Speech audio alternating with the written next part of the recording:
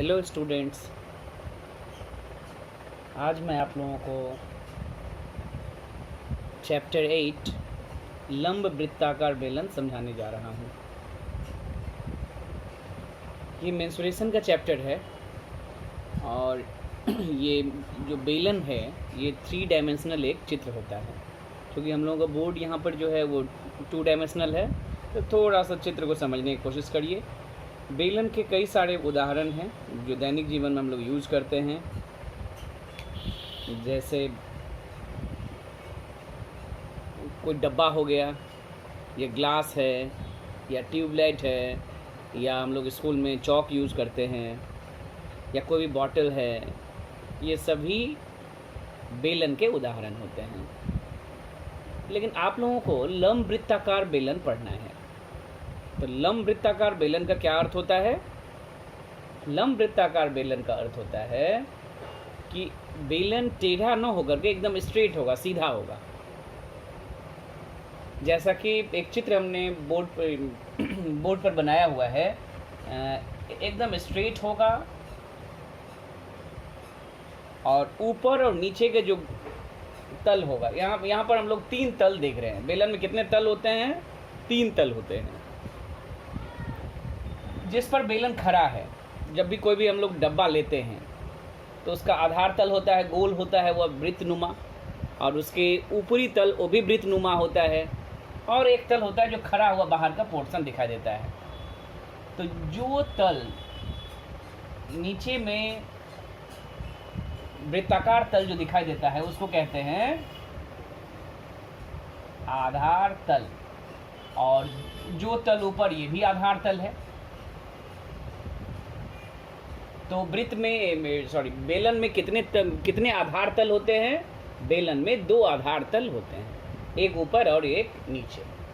और एक पोर्शन जो है, एक जो तल है वो खड़ा हुआ है, इस तल को कहते हैं पार्श्व तल, या इसको कभी कभी कहा जाता है वक्र तल या पार्श्व तल। तो एक बेलन में कुल 3 तल होते हैं। और बेलन चूंकि ये वृत्तनुमा है, इसीलिए इसका एक अर्धव्यास होगा। इसको क्या कहेंगे? बेलन के आधार तल का अर्धव्यास, इसी को आर माना जाएगा। यह कभी कभी लिखा रहता है बेलन का अर्धव्यास। बेलन का अर्धव्यास कहने का ही अर्थ है कि उसके आधार तल का अर्धव्यास, क्योंकि वृत्तनुमा वही होता है। और बेलन कितना, कोई भी बाटी है, ग्लास या ट्यूबलाइट कुछ भी लेते हो, इसका लेंथ कितना है, ऊंचाई कितना है, या हाइट कितना है, या लंबाई कितना है, ये जानने के लिए हम लोग कैसे मापते हैं? एकदम ऊपर से लेकर नीचे तक मापेंगे। यहाँ से स्टार्ट करेंगे, यहाँ तक मापेंगे, यहाँ से लेकर यहाँ तक। ये जो है वो कहलाता है बेलन का ऊंचाई, इसको एच कहा जाता है। तो बेलन में 3 तल होते हैं, 2 आधार तल और एक पार्श्व तल। और 2 टर्म यहाँ पर निकल कर आया। एक ऊंचाई होता है कि बेलन कितना ऊंचा है, और एक आधार जो वृत्तनुमा है उसका अर्धव्यास होता है। तो जितने भी फॉर्मूले इस बेलन के होंगे वे सभी इन्हीं 2 अननोन राशि ऊंचाई और अर्धव्यास को लेकर ही होगा। देखते हैं बेलन में कौन कौन सा फॉर्मूला होता है, उसको हम यहाँ पर लिखने की कोशिश करते हैं और समझाने की कोशिश करते हैं। नंबर 1, सबसे पहले आधार तल का फॉर्मूला तो आप याद कर ही लेंगे। अगर किसी बच्चे को फॉर्मूला समझ में आ जाए तो उसे याद नहीं करना होगा।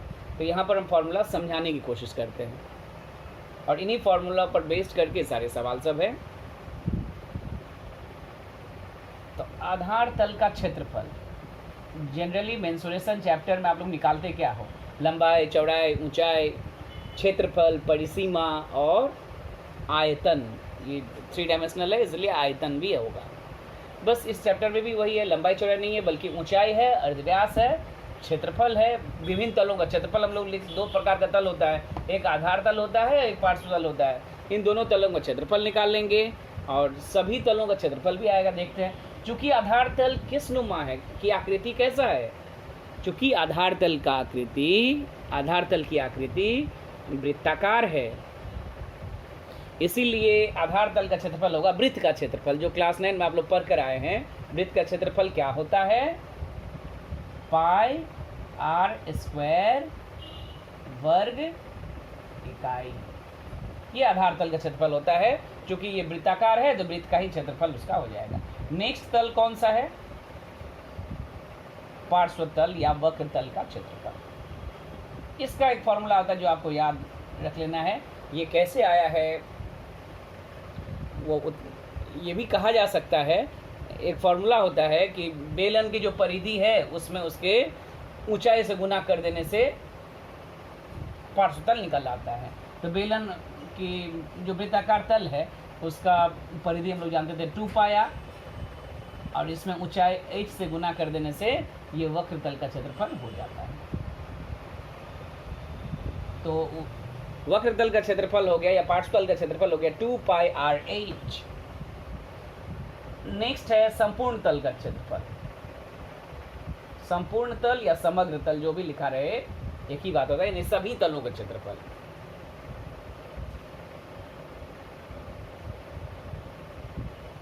तो इसमें बेलन में कुल कितने तल होते हैं? 3 तल होते हैं। 2 आधार तल होता है और 1 पार्श्व तल। तो 2 आधार तल होता है। एक आधार तल का क्षेत्रफल पाई आर स्क्वायर, तो 2 आधार तल का क्षेत्रफल कितना? 2 पाई आर स्क्वायर। और एक पार्श्व तल होता है तो 2 पाई आर एच वर्ग इकाई। यहाँ पर कुछ कॉमन है तो ले लीजिए, 2 पाई आर कॉमन है, यहाँ पर बचेगा आर प्लस एच। अगर आप समझ गए हैं तो बहुत अच्छी बात है, अगर याद कर रहे हैं तो फॉर्मूला के रूप में आपको ये लिखाया गया है। आपको ये चैप्टर समझा देने के बाद सभी सम्स को सॉल्व करके पिक्चर भेजेंगे, उसमें आपको इसी डायरेक्ट फॉर्मूले का व्यवहार रहेगा। बहुत जगह बताया जाता है कि ये चैप्टर बहुत हार्ड है, बहुत ही डिफ़िकल्ट चैप्टर है। तो अगर आप समझेंगे तो ये बहुत ही आसान चैप्टर है, बहुत डिफ़िकल्ट नहीं है। 1-2 चीज़ आपको समझने की ज़रूरत है। ये क्यों आसान है? क्योंकि जो फॉर्मूला हम आपको लिखा रहे हैं, ये फॉर्मूला सवाल बनाते समय हर सवाल के लिए ये लागू नहीं होगा हर सवाल पर। ये संपूर्ण तल का जो फॉर्मूला है नंबर 3, ये फॉर्मूला हमेशा चेंज होता रहेगा सम टू सम, जो सवाल होगा उस पर आधारित होगा। ये हर सवाल के लिए 2 pi R into R plus H संपूर्ण तल का फॉर्मूला नहीं होगा। यही जो बच्चे नहीं समझ पाते हैं उसके लिए चैप्टर बहुत अधिक डिफ़िकल्ट होता है। अब आपको हम समझाने की कोशिश करते हैं। ठीक, संपूर्ण तल किसको कहते हैं? सभी तलों का क्षेत्रफल। हर बेलन में, हमने कहा एक बेलन में, ठोस बेलन जो होगा, लंबवृत्ताकार बेलन या कोई भी बेलन हो, उसमें 3 तल होंगे, 2 आधार तल और 1 पार्श्व तल जो खड़ा हुआ पोर्शन है। लेकिन कभी कभी सवाल में आपको कॉमन सेंस यूज करना होगा कि ये दिया गया जो बेलनाकार आकृति है इसमें कितना तल लेना है। जैसे अगर हम देंगे बिस्किट का डब्बा मान लेते हैं जिसमें बिस्किट रखते हो,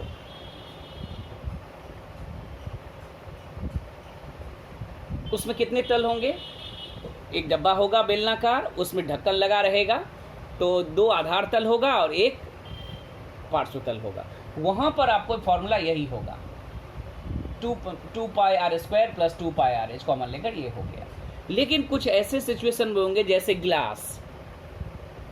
ग्लास में क्या है, आधार तल 2 नहीं है बल्कि 1 ही है। नीचे का आधार तल तो होगा लेकिन ऊपर ओपन होगा, और पार्श्व तल तो सभी में होगा, पार्श्व तल सभी बेलन में होगा। अब आपको डिसाइड करना है कि आधार तल 2 होगा, चेंज कहाँ पर है, ध्यान से समझेंगे इस पॉइंट को, तभी आप सवाल समझ पाओगे। सभी बेलन में 1 पार्श्व तल होगा ही। अब कहाँ पर प्रॉब्लम है कि कभी बेलन में 1 पार्श्व तल के साथ 2 आधार तल होगा, किसी बेलन में 1 पार्श्व तल के साथ 1 आधार तल होगा, और किसी बेलन में 1 पार्श्व तल के साथ 1 भी आधार तल नहीं होगा। उसके अनुसार संपूर्ण तल का क्षेत्रफल का फॉर्मूला चेंज होता जाएगा। अगर आधार तल नहीं होगा तो पार्श्व तल में आधार तल को जोड़ने की ज़रूरत नहीं पड़ेगा, क्योंकि नॉर्मल बेलन में जब कुछ नहीं कहा जाए तो नॉर्मल बेलन में आपके दो आधार तल लेकर के एक आधार तल का पाई आर स्क्वायर, तो 2 पाई आर स्क्वायर दो आधार तल का हो गया और एक पार्शियल का 2 पाई आर एच होता ही है, तो 2 pi R square plus 2 pi R H. जैसे हमने कहा एक गिलास के संपूर्ण तल का क्षेत्रफल क्या होगा, तो आपका कॉमन सेंस यहाँ पर बतलाएगा कि ग्लास में एक पार्श्व होता है और एक ही आधार तल भी होता है। तो ग्लास के क्षेत्र में वहाँ पर कह दिया जाएगा सवाल में कि एक मुंह खुला, दो मुंह खुला, दोनों मुंह बंद, सब कुछ कहा जाएगा। तो अगर कॉमन सेंस एक उदाहरण के लिए लिए हैं ग्लास, उसका संपूर्ण तल का क्षेत्रफल पूछे तो उसका फॉर्मूला क्या हो जाएगा, उसमें एक आधार तल होंगे pi R square, not 2 pi R square, एक ही आधार तल है और उसमें पार्शियल तो आपको 2 पाई आर एच जोड़ना पड़ेगा। ये होगा एक मुंह अगर खुला हुआ हो किसी बेलन का, उसके संपूर्ण तल का क्षेत्रफल। मान लेते हैं एक पाइप लेते हैं,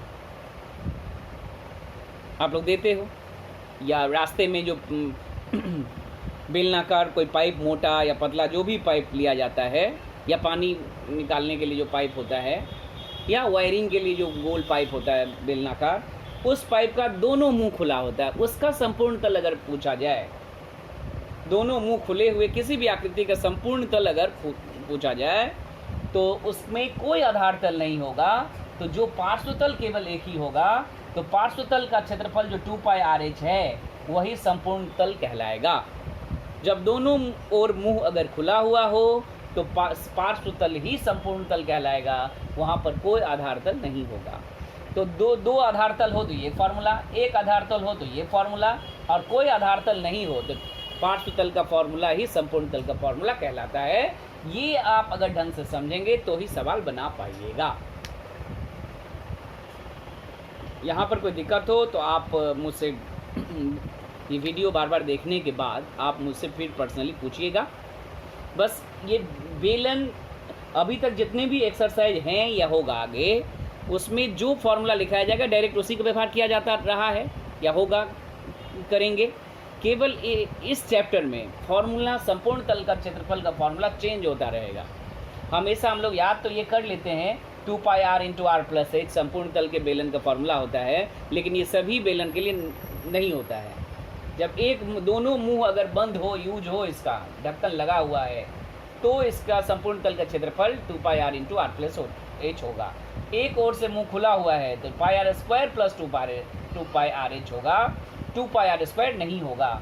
और दोनों तरफ से मुंह खुला हुआ है, यानी ये इधर भी खुला है, इधर भी खुला है, तो केवल 2 पाई आर एच जो पार्श्व तल का क्षेत्रफल है उसी का वही संपूर्ण तल भी कहलाएगा। नेक्स्ट नंबर 4 फार्मूला आयतन। इसके एक ही फॉर्मूले होते हैं, वह है पाई आर स्क्वायर एच घनी का। हम कॉपी में साफ साफ आपको लिख कर भी भेजेंगे। यहाँ पर देख लीजिए, आयतन का फॉर्मूला होता है 2 पाई आर स्क्वायर एच। फिर से लिख रहे हैं पाई आर स्क्वायर एच, ये आयतन का सूत्र होता है। बस इसको याद रखने की ज़रूरत है। तो हम लोग देख पा रहे हैं कि बस इतना ही बेलन में फॉर्मूला है, केवल संपूर्ण तल के क्षेत्रफल को ढंग से समझ लेंगे आप लोग। नेक्स्ट, अच्छा, इस एक और प्रकार का बेलन होता है जो आप लोग देखे भी होंगे, उस पर आधारित केवल 3 या 4 सवाल है। वो जब हम करवाएंगे उससे पहले वो फॉर्मूला बताएंगे। उसको इस तरह का बेलन वह होता है, उसकी चर्चा अभी नहीं कर रहे हैं।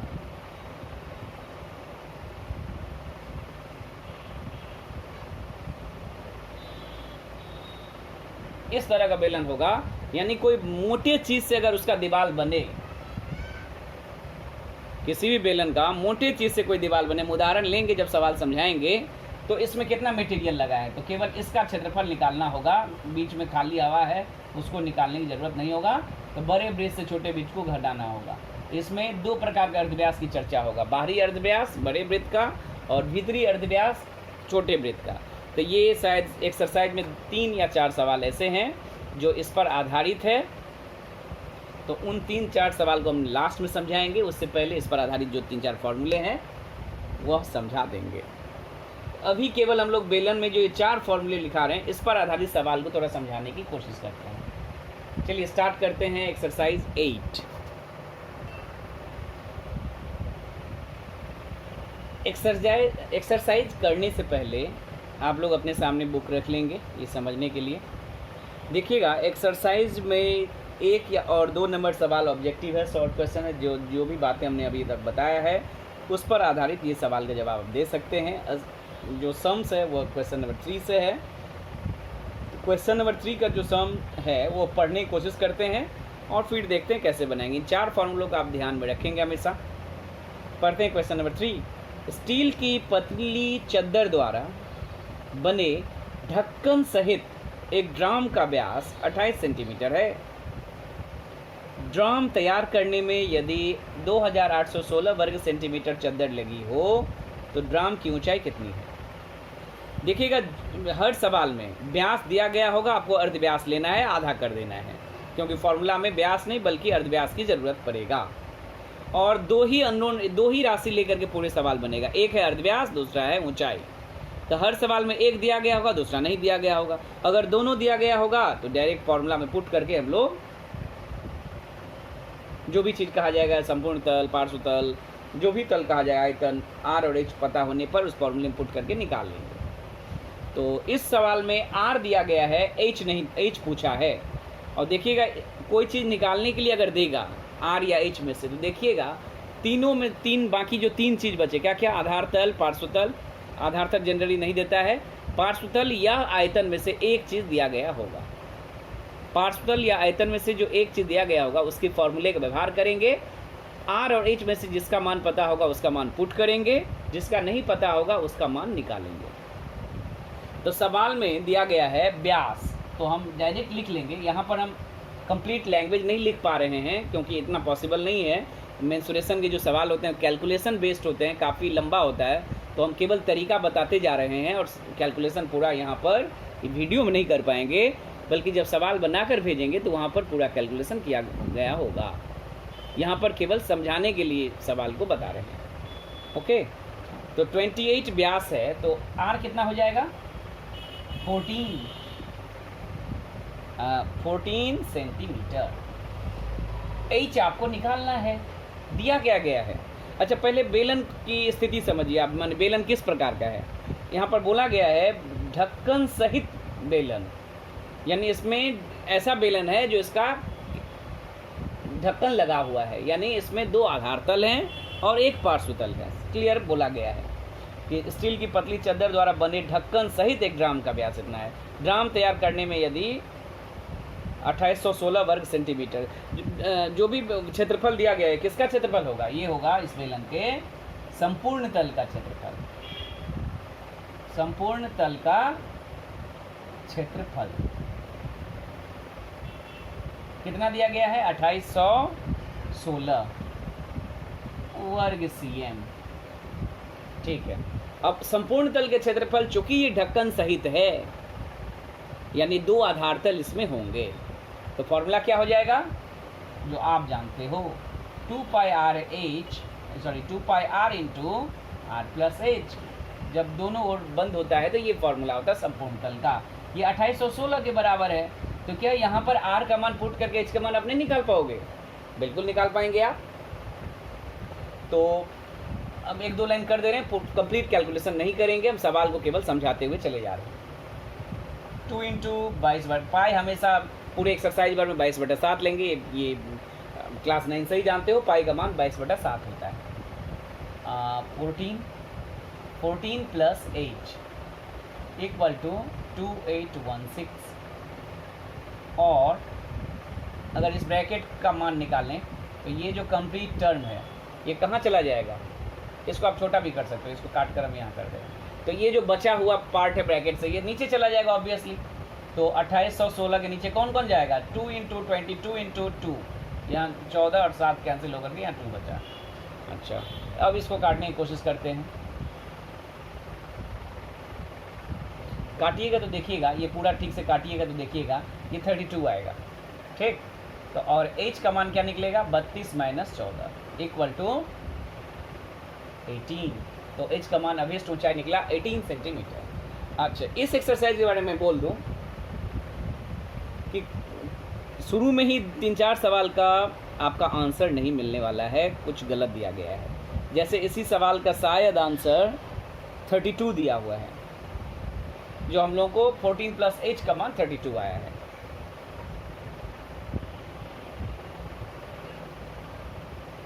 लेकिन यहाँ पर सवाल के अनुसार 18 आंसर ही करेक्ट है, क्योंकि ढक्कन सहित बोला हुआ है तो आपको दोनों ओर बंद रखना होगा। अगर खोला ले लिया जाए तो आंसर मिल जाएगा फिर, लेकिन जो लैंग्वेज है बुक के उसके अनुसार बनाते हैं, उसके अनुसार 18 centimetre is the correct answer. और भी कई आगे 2-3 सवाल के और आंसर नहीं मिलेंगे तो घबराने की ज़रूरत नहीं है। इसके बाद से सभी सवाल का आंसर सही है, 2-3 सवाल का आंसर नहीं मिलेगा। चलिए फिर एक बार इस सवाल को समझा दूँ। दिए गए सवाल में व्यास दिया गया था 28 सेंटीमीटर, तो आर का मान 14 सेंटीमीटर, एच का मान निकालना था, और पूरे संपूर्ण तल का क्षेत्रफल यहाँ दिया गया था। जो भी चीज़ दिया गया होगा उसका फॉर्मूला यूज़ करेंगे, जो मान पता होगा उसमें पुट करेंगे, जो नहीं पता होगा वहाँ से निकाल लेंगे, कैलकुलेशन आप देख लेंगे। और इसी सवाल को कंप्लीट लैंग्वेज लिख करके हम आपको पिक्चर भेजेंगे ग्रुप में। नेक्स्ट नंबर 4, एक घर के बरामदे में 5.6 डेसीमीटर व्यास। ये सवाल समझने के लिए आपको बुक सामने रखना होगा, तभी आप समझ पाओगे। जब हम पढ़ेंगे तो अपनी अपनी बुक की ओर देखेंगे आप, फिर उसको जब बनाएंगे तो समझने की कोशिश करेंगे। क्वेश्चन नंबर 4, एक घर के बरामदे में 5.6 डेसीमीटर व्यास एवं 2.5 मीटर लंबे 2 बेलनाकार लंबवृत्ताकार खंभों की ढलाई करने में कितना घन डेसीमीटर मसाला लगेगा, ज्ञात करें। प्रति वर्ग मीटर 125 रुपया के हिसाब से दोनों खंभों की प्लास्टर करने में कितना खर्च पड़ेगा। तो खर्च तो हम लोग बाद में निकालेंगे, पहले क्षेत्रफल अगर निकल जाए, जिसको हम लोगों को सिंपल है, 2 खंभे हैं 2 खंभे हैं और ये बेलनाकार खंभे हैं। आप जानते हो घर में पिलर होता है, ये राउंड भी होता है, माने सर्कुलर वृत्ताकार भी होता है, बेलनाकार भी हो सकता है, स्क्वायर भी हो सकता है। यहाँ चित्र में अलग दिखाई दे रहे हैं, लेकिन दोनों एक ही ऐसे माप का है।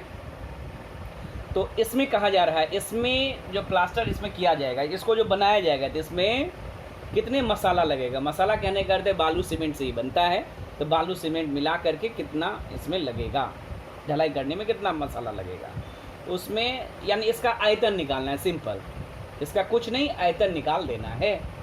तो 1 का निकालेंगे, उसमें 2 से इंटू कर देंगे, 1 का निकाल करके उसमें 2 से इंटू कर देने से हो जाएगा। देखिए 5.6 है आर व्यास, तो आर हो जाएगा 2.8 डेसीमीटर, करेक्ट। फिर आर और एच कितना लंबा कितना है, ये लंबा है 2.5 मीटर, क्योंकि एक इकाई में ले जाएंगे डेसीमीटर, मीटर को डेसीमीटर में बदलने के लिए आपको 10 से गुना करना होगा, ये हो जाएगा 25 डेसीमीटर। अब इसमें कितना मसाला लगा है, मीन्स ये जितना बना है मटेरियल पूरा कितना लगा है, इसका अर्थ है इसका क्या निकालना है, आयतन। ये जो आयतन निकलेगा वो कितने का निकलेगा, 1 का आयतन निकलेगा, 1 खंबे का आयतन क्या निकलेगा। फॉर्मूला होता है पाई आर स्क्वायर एच घन इकाई, लिखा है। आयतन के एक ही फॉर्मूला होता है पाई आर स्क्वायर एच, किसी भी बेलन के लिए। बस यहाँ पर पुट करना है। पुट कैसे करना है, पाई का मान 22/7, आर का मान है 2.8 होल स्क्वायर इंटू एच का मान है 25 घन डेसीमीटर। कैलकुलेशन आप करेंगे, कैसे करिएगा बता दे रहे हैं। 22/7 इंटू 2.8 इंटू 2.8, यही होगा ना। 2.8 को हम लिख पाएंगे 28/10, कितने बार, स्क्वायर है तो 2 बार, और इंटू 25। सब कुछ काट करके आप सही से काटोगे तो आ जाएगा ये 616 घन डेसीमीटर। ये कितने का आयतन है, कितने खंबे का, तो 1 खंबा बनाने में इतना मसाला लगेगा। तो 2 खंबा में कितना लगेगा, 2 खंबे का आयतन हो जाएगा। इसमें 2 से इंटू करिए, 616 इंटू 2 तो 1232 घन डेसीमीटर। ठीक है, सिंपल, कुछ नहीं किया गया। आर और एच का मान आयतन में पुट कर दिया गया है, इससे अधिक कोई काम नहीं किया गया है। ठीक, तो 1232 आ गया, एक आंसर हो गया। दूसरा आंसर क्या पूछ रहा है कि दोनों खंभों के प्लास्टर करने में कितना खर्च पड़ेगा। अब मुझे बताइए आप, यहाँ कॉमन सेंस, जिस क्षेत्रफल में, जिस इलाके में हम लोग प्लास्टर करेंगे उसका क्षेत्रफल निकाल करके रेट से इंटू करना है। अब आपका कॉमन सेंस बताएगा, यहीं पर सोचने की ज़रूरत है। आपका कॉमन सेंस बताएगा कि पिलर जो होता है, ये खंभा जो होता है वृत्ताकार, उसमें 3 तल होते हैं ऑब्वियसली। एक पार्श्व तल जो खड़ा हुआ हम लोगों को नज़र आता है, एक ज़मीन के अंदर होता है, एक छत में होता है, आधार तल दोनों। तो जो प्लास्टर हम लोग करवाते हैं वो किस तल को करवाते हैं, ये कॉमन सेंस से बताइए। केवल और केवल पार्श्व तल को करवाते हैं, क्योंकि आधार तल दोनों एक ज़मीन के अंदर है और एक छत के अंदर है। तो केवल पार्श्व तल का क्षेत्रफल निकालेंगे और उसमें 125 से इंटू कर देंगे। और गौर करने वाली एक बात और है कि यहाँ पर जो रेट दिया गया है प्लास्टर करने का, वह प्रति वर्ग मीटर, 1 वर्ग मीटर के 125 रुपया है। तो जाहिर सी बात है आपको क्षेत्रफल भी वर्ग मीटर में निकालना पड़ेगा। उसके लिए आपको फिर से RH लिखते हैं और क्षेत्रफल निकालते हैं, यहीं से लिखते हैं। R आया था 2.8 डेसीमीटर ना, इसको मीटर में बदलेंगे तो 10 से भाग देना होगा 2.8 को, तो ये आ जाएगा 0.28 मीटर। ठीक, 0.28 मीटर। और h का मान पहले से मीटर में दिया गया था 2.5 मीटर, बस वही लेते हैं। और क्या निकालते हैं, जिसको हमको प्लास्टर करना है, कौन तल, पार्श्व तल का क्षेत्रफल। फॉर्मूला क्या बतलाए थे, 2πr² वर्ग इकाई। बस पुट कर दीजिए, पुट करने से क्या होगा, R और H का मान पता है, कैलकुलेशन आप खुद करेंगे। R और H का मान पता है, इसमें पुट करने से कुछ मान आ जाएगा, उतना वर्ग मीटर आ गया। फिर लिखेंगे आप, इसलिए खर्च बराबर जो रेट है 125 रुपया, उस क्षेत्रफल में गुना करेंगे, जो आएगा उतना रुपया, ये आंसर आ जाएगा। फिर से कह रहे हैं, एक पार्ट है दोनों में कितना मसाला खर्च होगा, मैंने आयतन निकालना। R और H दिया गया है, चूँकि आंसर में आप गौर करके लैंग्वेज पढ़ेंगे तो बोला गया है कितना घन डेसीमीटर मसाला लगेगा, तो इसको घन डेसीमीटर में आयतन निकालना है। तो R और H दोनों को डेसीमीटर में ले जाएंगे, आयतन के सूत्र में बैठाएंगे, तो ये एक खंबे का निकलेगा। चूँकि 2 खंबे की बात हो रही है, तो 2 से इंटू कर देंगे। यहाँ पर भी जब प्लास्टर करवाएंगे तो ये पार्श्व तल का क्षेत्रफल 1 खंबे का निकलेगा, जो निकलेगा इसमें 2 खंबे का जब निकालेंगे तो 2 से इंटू कर लेना पड़ेगा। 2 से इंटू करने पर ये 2 खंबे का पार्श्व तल निकल गया, उसमें 125 से गुना कर देंगे तो कुल खर्च निकल जाएगा। क्योंकि यहाँ वर्ग मीटर में था तो R और H को मीटर में बदल इस बार लेंगे, ताकि पार्श्व तल के क्षेत्रफल वर्ग मीटर में आ जाए। चलिए नेक्स्ट क्वेश्चन नंबर 5 अपने अपने बुक में देखिए।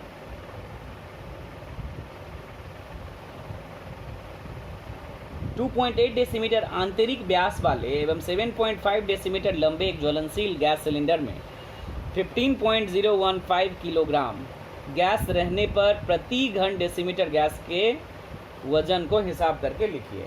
ये बहुत बहुत बहुत इजी है।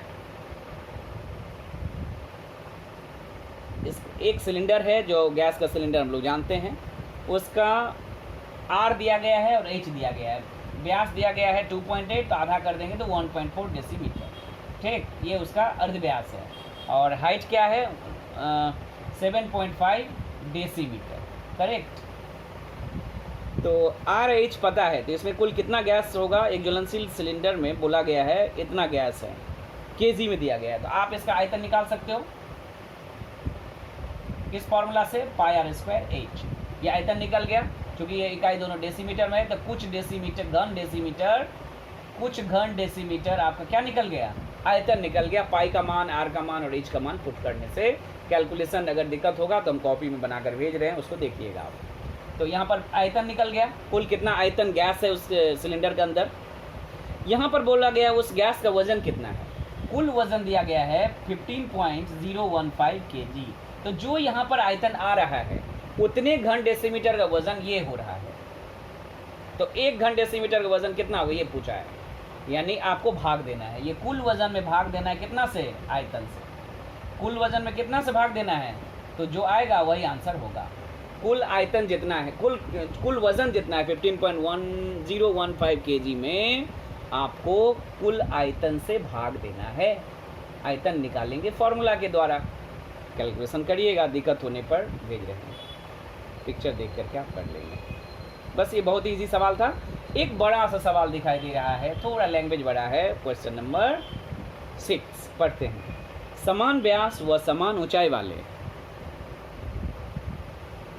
3 जारों में प्रथम का 2/3 भाग, द्वितीय का, देखिए 3 जार हैं, उसमें समान व्यास है, समान ऊंचाई, हाइट एक ही है, अर्धव्यास भी एक ही है। उसमें प्रथम जार में कितना है 2/3 भाग, द्वितीय जार का 5/6 भाग एवं तृतीय का 7/9 भाग हल्के गंधक के अम्ल से भरा था। इन तीनों जारों के अम्ल को यदि 2.1 डेसीमीटर व्यास वाले एक जार में रखा जाए तो जार के अम्ल की ऊंचाई 4.1 डेसीमीटर हो जाती है। तो प्रथम तीनों जारों में का व्यास अगर 1.4 डेसीमीटर हो तो उसकी ऊंचाई कितना होगा। ओके, इसको चित्र बना करके समझाने की कोशिश करते हैं। जैसा कि चित्र में आप लोग देख रहे हैं कि 3 जार हैं, तीनों जार का अर्धव्यास और ऊंचाई समान है। सो प्रथम जार में 2/3 भाग अम्ल है। गंधक अम्ल मीन्स H2SO4, सल्फ्यूरिक अम्ल को ही गंधक अम्ल भी कहते हैं। द्वितीय जार में 5/6 भाग अम्ल है और तृतीय जार में 7/9 भाग अम्ल है। कह रहा है इन तीनों अम्लों को एक बड़े जार में डाल दिया जाए।